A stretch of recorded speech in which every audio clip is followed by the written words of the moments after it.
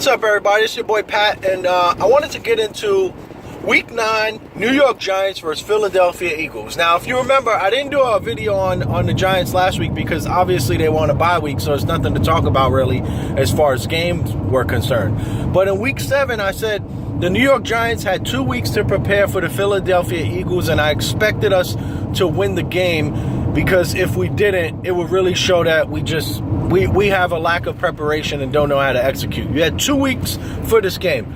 Now, to my delight, I will say the New York Giants won this game 28-23. Not really the score I expected, and it got close during the end. So let's get into my analysis. Now, I like to start out always with the offensive and defensive line. So, offensive line.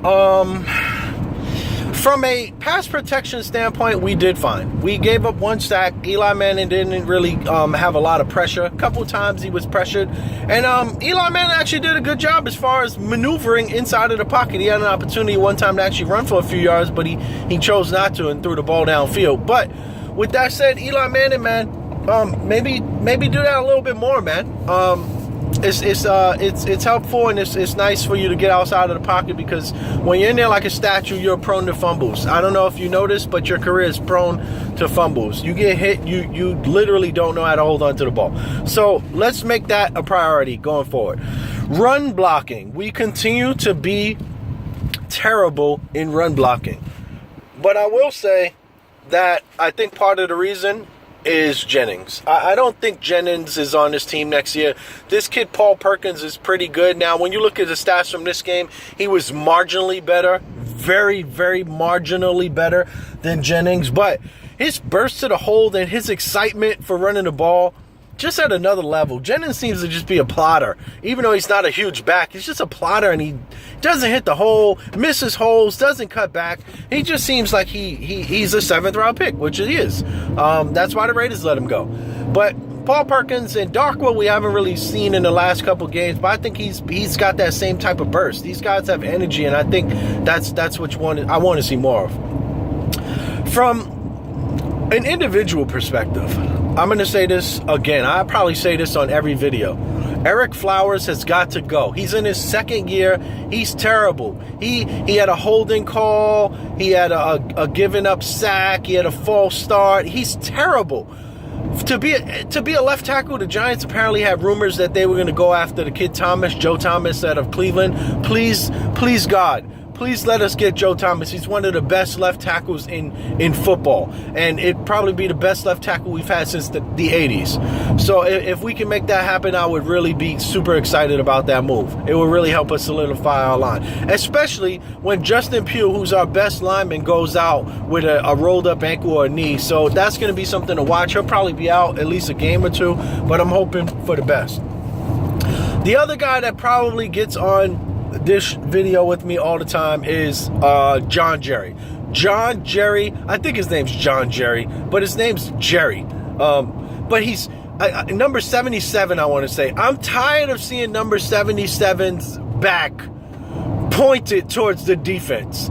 Your back should be pointed towards Eli Manning because you should be staying in front of your guy. He is always running after the defensive end to either try and block him when he should have blocked him before, but try to block him from sacking Eli Manning. He's constantly getting beat. He is horrible. This kid Newhouse, who's coming back from the injured reserve, he's not that bad either. He's not that good either. The kid Beatty, well, I wouldn't say kid, he's 31 years old. Everybody keeps saying, oh, Beatty. Will Beatty's trash. I don't know if you remember, but when he was playing for us a couple years back when he was healthy, he was trash. So for everybody all excited about wanting to see this guy get in and he's going to help us on the offensive line, no, he isn't. He's garbage just as well. We have a good left guard and we have a good center. The rest of these guys could go eat crow. They're all garbage. We need to update our offensive line. Defensive line. Now, our defensive line was not spectacular, and they haven't been spectacular all year, to be honest. So maybe with the exception of maybe game 1 or a couple games here and there. But what I've heard, I didn't know this, but Olivia Vernon's playing with a broken hand. That would kind of I guess put in some perspective why he's kind of not been as dominant as he was in the first couple of games. So we'll see how that works out. But JPP, I mean, we paid this guy $15 million. He made a nice play on an option, a read option. But other than that, man, this guy, I've said this before the hand injury, so I don't want anybody saying that the hand injury is what's doing it. Before the hand injury, as soon as Michael Strahan left this team, he became irrelevant. He became a step to a step and a half slow all the time to get into the quarterback. Now, with that said, I like the fact that we finally blitzed. We blitzed more than I think we've blitzed all year. And we didn't blitz with a lot. We blitzed maybe 5, maybe 6 every once in a while, but 5 guys.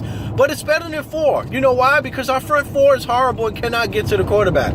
So it was nice to see our D coordinator Spags finally figure it out. It only took him 2 weeks of prep time to figure it out that the New York Giants cannot get to the quarterback with the front 4. That is why our defense is really, really good at bend, don't break. Now, getting into the rest of the defense, our linebackers were pretty good. Keenan Robinson, man, he had over 10 tackles. He had a great game. Casillas, he didn't have as many tackles, but he was around the ball, man. So, I mean, we've got okay linebackers. Sometimes they look good, and then sometimes they look crap. So, they're okay. DBs, I've said this last year, and it's a reflection of Spags. A DB can only cover a wide receiver or a tight end or a running back for oh so long before those guys get free. You can't chase for more than 3, 4, 5 seconds. It just doesn't happen. Now, with that said, our secondary is pretty goddamn good. Our corners are pretty damn good. Pretty damn good. Our safety, Landon Collins, I didn't expect a lot from this kid in the beginning, but right now he's the leading sacker, he's the leading interceptor, and he's one of the leading tacklers. I think he might be the leading tackler on the team. So he's been pretty damn good. I can't wait till our free safety Thomas gets back. Hoping next game he gets back. He was supposed to be in this game, but I guess they decided to keep him out for an extra week. So overall defense, I like our defense. It's just we need to mix in blitzes here and there because of the fact that our front 4 can't do it. And once you go front 4 and drop 7, eventually the quarterbacks are going to find the open man and kill you. Offensively, nothing spectacular. Eli did have 4 touchdowns. But nothing spectacular. He only had like 250 yards, but he had 4 touchdowns. It would set up our defense with the 2 interceptions that they got. One by Landon Collins, the other by Adams. So, running game's horrible. I already spoke about that. But passing game, we were okay. It wasn't spectacular. We had 4 touchdowns. That made it great. But then we had 2 interceptions. One, I felt like Eli Manning's fault with the tip. That's on him.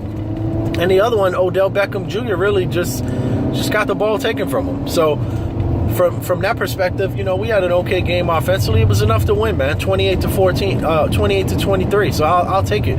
Special teams, kind of a mixed bunch, I would say, because we had a blocked field goal attempt, which was great. And then we also gave Darren Sproles a huge return. So kind of a mixed bag there. I guess you can say, good in lining up on the line of scrimmage, special teams, but terrible as far as coverage was concerned. But overall, man, the New York Giants are 5-3. Right now, I would say I thought they would lose this game, but I thought they should have beat Washington. So right now, I would have expected them to be around this record, 5-3. But I'm also expecting them to win 7 games this year. And right now, if you were to ask me, I think the Browns and the Bears are coming up in the next 2 weeks. We get the Browns, and then the following week we get the Bears.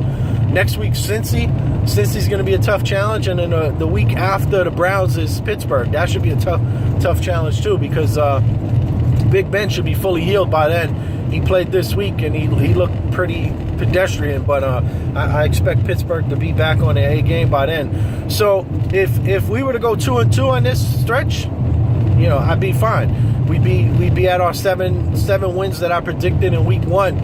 8-8 is what I'd like to get to, but right now, man, who's saying that they can't do better? I don't know, but I'm going to stick to what I said. 7-9, 8-8 is my push or my wish. But like the old Giants for the last 10 years have been. When you expect them to be crappy and lose, they win. And when you expect them to be dominant and win, they lose.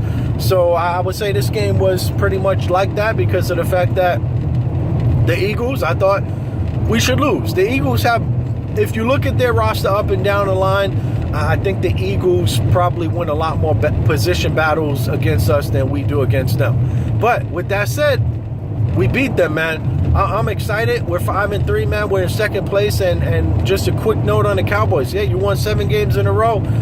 But look in your rear view, man. That team is 5-3 in second place. And that one loss that you have, it's from that second place team, the New York Giants, baby. So with that said, I want to thank you for watching this video. Like, comment, subscribe, share, all that good stuff. And my name is Patrick. And peace. I'll catch you in the next one.